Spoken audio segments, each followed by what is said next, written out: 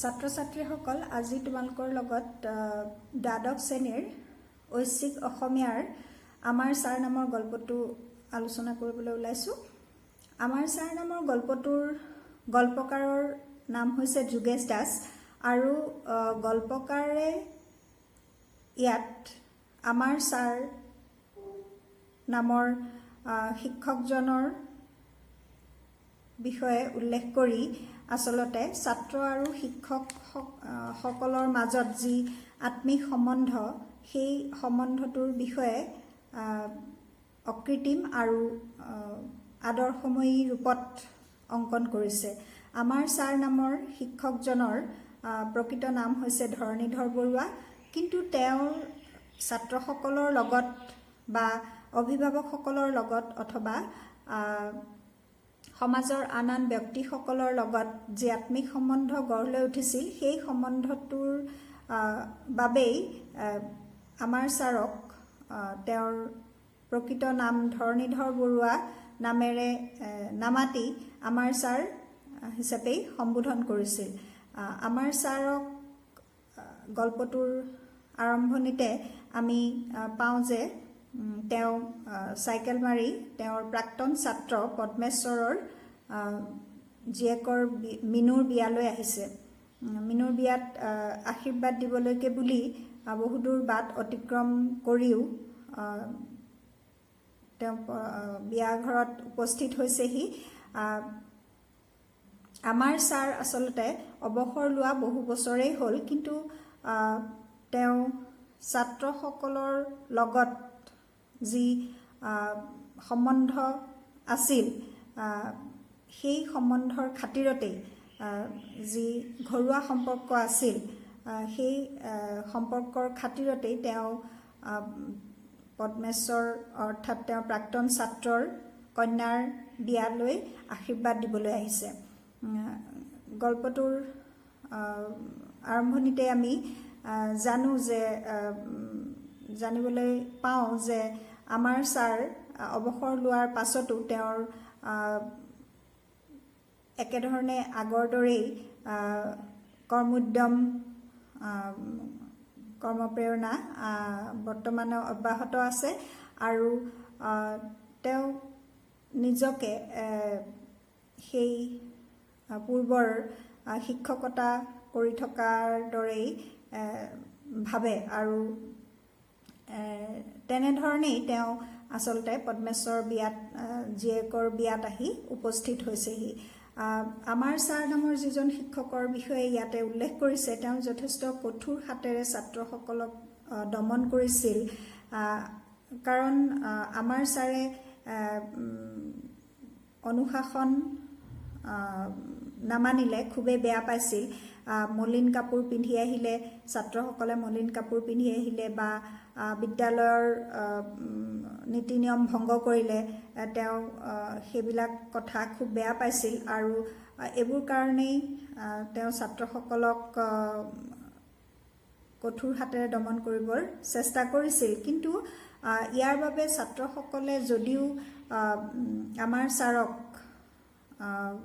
ভয় কৰিছিল, কিন্তু সিহঁতে বেয়া পোৱা নাছিল। ছাত্ৰসকলৰ ভাষাত আমাৰ ছাৰৰ বিষয়ে এনেধৰণে গল্পকাৰে উল্লেখ কৰিছে যে মানুহ বা শিক্ষক হিচাপে ছাৰক আমি কোনোদিনে বেয়া পোৱা নাছিলোঁ, কাৰণ পঢ়া নোৱাৰিলে গালি পাৰিছিল বা কাণ চেপা দিছিল, যদিও ছাৰে মৰম আৰু সহানুভূতিৰে বাৰে বাৰে বুজাই দিবলৈ কেতিয়াও বেয়া নাপাইছিল।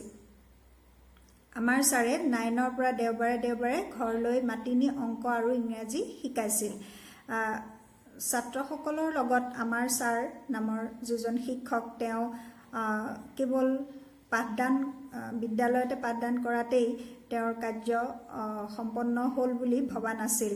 তেওঁ ছাত্ৰসকলৰ বিভিন্ন সমস্যাসমূহ জানিবৰ বাবে চেষ্টা কৰিছিল আৰু সেই সমস্যাসমূহ সমাধান কৰাৰ প্ৰয়াস কৰিছিল। ইয়াৰ উপৰি তেওঁ ছাত্ৰসকলৰ অভিভাৱকসকলৰ লগতো এটা ঘৰুৱা সম্পৰ্ক স্থাপন কৰিবৰ বাবে চেষ্টা কৰিছিল। গতিকে আমাৰ ছাৰক যদিও তেওঁ খঙাল আছিল, যদিও তেওঁ তেওঁৰ মতে কথাখিনি নচলিছিল, তথাপি ছাত্ৰ ছাত্ৰীসকলক তেওঁ শাস্তি দিছিল আৰু সেই শাস্তিৰ বাবে ছাত্ৰসকলে ভয় কৰিছিল যদিও আমাৰ ছাৰক কিন্তু কোনেও বেয়া পোৱা নাছিল। ছাত্ৰসকলে অকল যে ছাৰক সন্মান শ্ৰদ্ধা কৰিছিল এনে নহয়, অভিভাৱকসকলেও বা সমাজৰ আন আন ব্যক্তিসকলেও ছাৰক যথেষ্ট সন্মান ভক্তি কৰিছিল আৰু সেইবাবেই তেওঁ ধৰণীধৰ বৰুৱা নামেৰে নামাতি আমাৰ ছাৰ বুলিয়েই সমাজৰ সকলোৰে মাজত পৰিচিত আছিল। আৰু পদ্মেশ্বৰৰ জীয়েকৰ বিয়ালৈ যেতিয়া তেওঁ আহি পাইছে, ৰভাঘৰত তেওঁৰ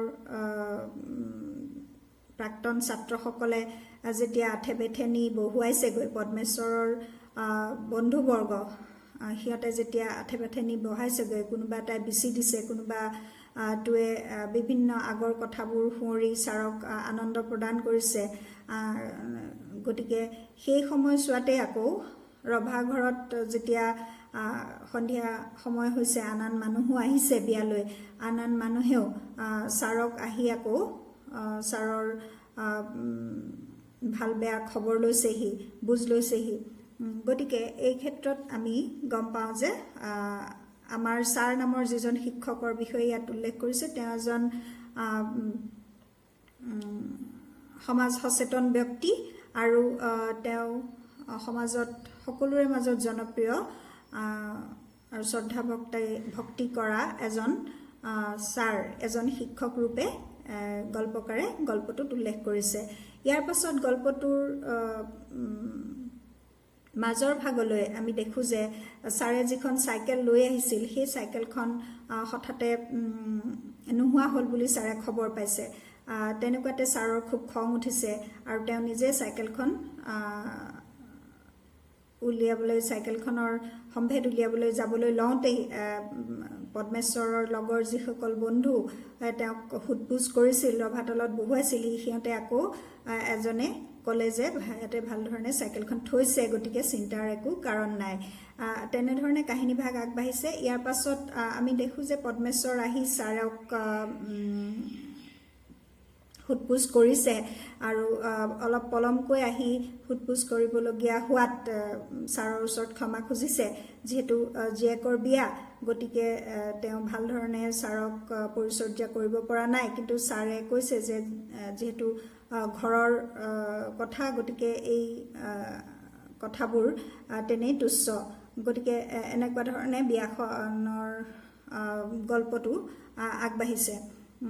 আৰু শেষৰ ফাললৈ আমি দেখোঁ যে পদ্মেশ্বৰে জীয়েকক লৈ আহিছে ছাৰৰ ওচৰলৈ আশীৰ্বাদ ল'বলৈ আৰু জীয়েকেও সেৱা কৰিছে। তেনেকুৱাতে আমাৰ ছাৰে তেওঁৰ চোলাৰ জেপৰ পৰা এটা আঙুঠি কন্যাক উপহাৰ স্বৰূপে দিছে। পদ্মেশ্বৰে এই বিষয়ে ছাৰক কৈছে যে এনেধৰণৰ উপহাৰৰ প্ৰয়োজন নাছিল, যিহেতু তেওঁৰ আশীৰ্বাদেই যথেষ্ট আছিল। কিন্তু তেতিয়া আমাৰ ছাৰে কয় যে আচলতে তেওঁৰ নাতিনী ছোৱালী এজনীৰ বিয়া যোৰহাটত খাবলৈ যোৱাৰ কথা আছিল, কিন্তু তেওঁ পৰিবাৰ যিহেতু যাব নোৱাৰিলে, ঘৰতে সোণ আছিল আৰু সেই সোণাৰীৰ ওচৰলৈ সেই সোণ আনি পেলাই মিনুৰ হাতৰ আঙুলিৰ জোখমতে তেওঁ আঙুঠি এটা গঢ়াই আনিছে। যিহেতু সোণাৰীৰ সেই একেজন সোণাৰীৰ ওচৰত পদ্মেশ্বৰেও তেওঁৰ ছোৱালীৰ সকলোখিনি গহনা পাতি গঢ়াবলৈ দিছিল, গতিকে তেওঁ তাতেই জোখটো পাই গৈছিল। আৰু এনেধৰণে গল্পটোৰ কাহিনীভাগৰ আমি সমাপ্তিৰ ফাললৈ আগবাঢ়িছোঁ যে ইতিমধ্যে দৰা ঘৰৰ মানুহ আহি উপস্থিত হৈছেহি আৰু আমাৰ ছাৰে দৰা ঘৰৰ মানুহৰ সোধপোছ কৰাৰ বাবে তেওঁ ঘৰৰ নিচিনাকৈ সকলো দায়িত্ব গ্ৰহণ কৰিছে। কণ কণ ল'ৰা ছোৱালীবিলাকক কৈছে যে বেছিকৈ চাউল পাত নছটিয়াবলৈ, কাৰণ দৰাঘৰীয়া হয়তো অসন্তুষ্ট হ'ব পাৰে বা অশান্তি পাব পাৰে বা তেনেকুৱা ধৰণৰ কোনো যাতে অপ্ৰীতিকৰ পৰিস্থিতিৰ সৃষ্টি নহয়, তাৰ বাবে তেওঁ সম্পূৰ্ণৰূপে তদাৰক কৰিছে। আৰু দৰা ঘৰৰ মানুহৰ সোধ পোছ কৰাৰ উপৰিও খোৱা বোৱাৰ যত্ন লোৱাৰ এইখিনি ব্যৱস্থাও ছাৰে নিজে তাত থাকি ভাল ধৰণে চাইছে। আৰু শেষৰ ফাললৈ আমি দেখোঁ যে পদ্মেশ্বৰে যেতিয়া বিয়া প্ৰায় সম্পূৰ্ণ হৈছেগৈ আৰু তেতিয়া পদ্মেশ্বৰে আহি ছাৰক সাৱটি ধৰি খুব আৱেগিক হৈ পৰিছে আৰু চকুলোটুকি কৈছে যে জীয়েক আচলতে খুব সৰু হৈ আছে আৰু ভৱিষ্যতটো কেনেকৈ চম্ভালিব, কেনেকৈ পৰিচালনা কৰিব পাৰিবনে নাই সেই বিষয়ে সন্দেহ প্ৰকাশ কৰোঁতে আমাৰ ছাৰে কৈছে যে মাক বাপেকৰ মনত ল'ৰা ছোৱালী সদায় সৰু হৈ থাকেও, মই জানো তহঁতক তাহানিখনৰ দৰে দেখি থকা নাই। গতিকে ছাৰে যিহেতু পদ্মেশ্বৰ বা পদ্মেশ্বৰৰ লগৰ যিবিলাক বন্ধু আছিল সিহঁতক ছাৰে সেই তাহানিৰ সৰুতে ছাৰৰ লগত দুষ্টামি কৰা বা ছাৰৰ ছাত্ৰ হিচাপেই এতিয়াও ভাবি আছে, যদিও তেওঁলোক একোজন দায়িত্বশীল ব্যক্তি হ'লহি বা তেওঁলোকৰ কন্যা সন্তানক আন এজনৰ হাতত গতাই দিবলৈ ওলাইছে, তথাপি আমাৰ ছাৰৰ মনত সিহঁত এতিয়াও সৰুৱে হৈ আছে। গতিকে মাক দেউতাকৰ মনত যে ল'ৰা ছোৱালী সদায় সৰুৱে হৈ থাকে সেই বিষয়ে ছাৰে পদ্মেশ্বৰক বুজাইছে, সান্তনা দি কৈছে যে আচলতে তেওঁৰ 4জনী ছোৱালী বিয়া দি এঘৰলৈ উলিয়াই দিছে আৰু এই দুখ কন্যা দায়গ্ৰস্ত পিতৃৰ যি দুখ তেওঁ মৰ্মে মৰ্মে উপলব্ধি কৰিব পাৰিছে আৰু তেওঁৰ কন্যা কেইগৰাকীও যেনেধৰণে পৰিয়াল নিজৰ সংসাৰ চম্ভালি ল'ব পাৰিছে ঠিক তেনেধৰণে মিনুৱেও পৰিয়ালটো সুন্দৰভাৱে পৰিচালনা কৰিব পাৰিব, চম্ভালি ল'ব পাৰিব। গতিকে এই বিষয়ে চিন্তাৰ কোনো কাৰণ নাই।